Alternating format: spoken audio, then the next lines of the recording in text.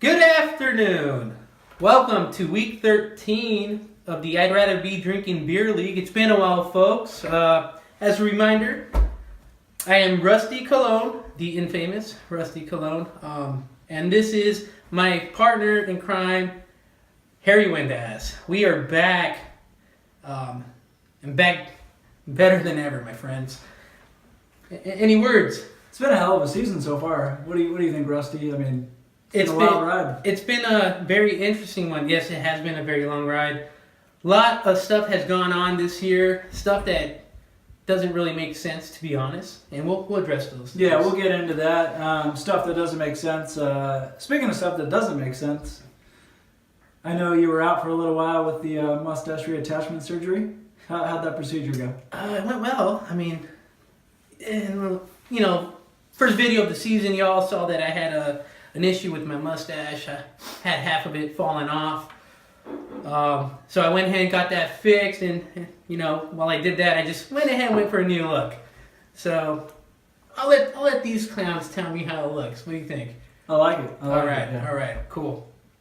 So let's start talking about, again, this is week 13, the final week of the league. A lot of implications today, a lot of stuff going on. Very hard to predict what's going to happen. Absolutely. A lot of teams are on the line as far as making playoffs, and that's something we're going to go over today. Yeah. Let's go ahead and get started with the standings. Just let's talk about. Yeah, let's get into the standings. All right, so over here at the big standings board, what do you got for us, Rusty? So in first place, surprisingly and very impressively, is one of the rookies, Multiple Scoregasm. She is currently 9-3 this season, and actually the highest scoring team of the season thus far. Yeah. In second place, we have Gurley Brewing Company. He actually holds the record for the lowest points in league history. Correct. For a season total up to this point. Yep. And somehow miraculously, he has clinched the playoff spot. Yeah. So actually, that result is currently under investigation by the league. We haven't heard anything yet, but yeah, I think he's getting in. And we can, we'll move on to our playoff bubbles and who's in and who's out in just a minute here. But here are our standings as they are today, and this is going into this week 13. You look down here towards the end, 10, 11, 12, 11 and 12, out. Definitely out. They're out. No shot based on the record of making the postseason. Mean old Tom Brady, more than likely out as well. I think just technically still in contention, but likely probably not going to happen. Right. Too far behind on points to make up some ground. Yeah. So I'll just cross all those guys out. Unless somebody's team dies in a plane crash today, then I think she's definitely out. Yeah. Okay, so and then why don't we talk about the playoff picture as it stands today?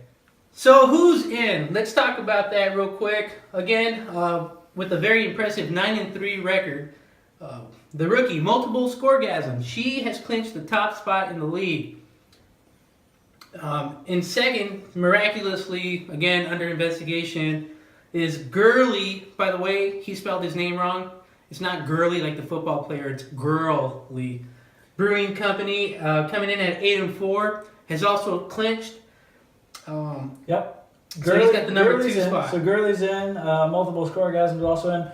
And like my partner Rusty was saying earlier, I think what's most impressive about Gurley Brewing is 1,137 points this season, which is the lowest points total in league history, yet somehow in second place, number 2. Doesn't clinching a playoff spot. Under investigation. Yeah. Because it just talk about strength of schedule. Yeah. Yep. He actually has the weakest strength of schedule this season, so that might actually explain a lot. But let's go ahead and talk about who's on the bubble. Well, this is where it gets crazy. Right? Anything's possible here. Let's go ahead and go over some scenarios. We got anyone from 3rd place to 9th place currently has a shot. There's a big jam up here at the 6 and 6.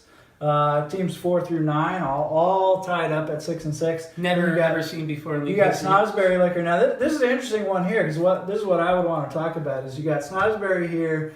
Looks like they're in a good spot. They're in 3rd place, but Snosberry squaring off against multiple scoregasms this week. Already getting doesn't look good. Does not look good. Yeah. Projections have Snosberry facing a pretty steep defeat. You also look at the points total here: 12, 13, 58. It is the lowest of any of the teams in contention. So here's what's going on with Snoz. Again, this is probably the most interesting thing happening on this on the bubble here. Even though if he loses today, which he will, because he's getting his ass whooped, like I said. He'll be 7-6. The best anybody can do is tie him record-wise, right? But his points, lowest out of all these contenders, chances are he's probably going to get bumped. Yep. And he's in 3rd place. Yep. That's a monumental F-up if you ask me. But anyhow, very interesting there. All the way down to the bottom spot. I mean, manning the course can still definitely get in. This is some exciting stuff, Harry. What do you think, man? Well, absolutely. I mean, manning the course currently projected to win. Not a huge win, but it is projected to win at the moment. With a lot of players still have to play. Interesting to point out, too, the franchise. I mean, number 1 overall draft pick this season. Really had a good start to the season. A-plus draft score. Real good draft rating. Real great start to the season. It's kind of fallen down a little bit. In 5th, and obviously they're on the bubble, like we say here. Certainly not a lock to get to the playoffs. It's not guaranteed. Not at this point. So a lot going on. Again, we have all kinds of scenarios. Anything's possible. So we got 2 more days worth of football to decide who's in and who's out. Exactly. So another thing to discuss, we want to go over some of the trades that happened this season. Harry, if you'll take over, please. Yeah, and only a couple trades that happened this year. First, they both happened in the same week, actually. The first trade was kind of a blockbuster deal, I thought, at the time. Controversial, too. Yeah, a little controversial. 3-player swap. We had a quarterback, wide receiver, running back trade between iTouchdown there and the franchise. Some might say that was the beginning of the end for the franchise. But I think when you look at the numbers, and real quick, recap that trade. Mike Wallace, Andrew Luck, LeGarrette Blount traded from the franchise in exchange for Lamar Miller, Russell Wilson, Willie Snead. If you look at that trade, it really didn't impact much either way. Well, it impacted iTouchdown theirs results. He actually went on a 3-game winning streak after starting off 0-5.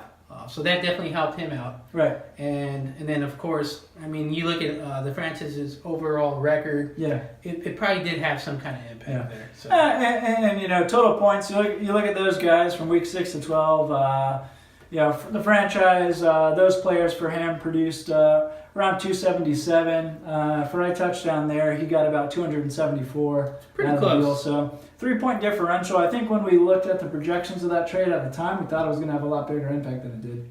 Yeah, it looked like iTouchdown there was getting robbed and getting punked, but that's not what happened. So.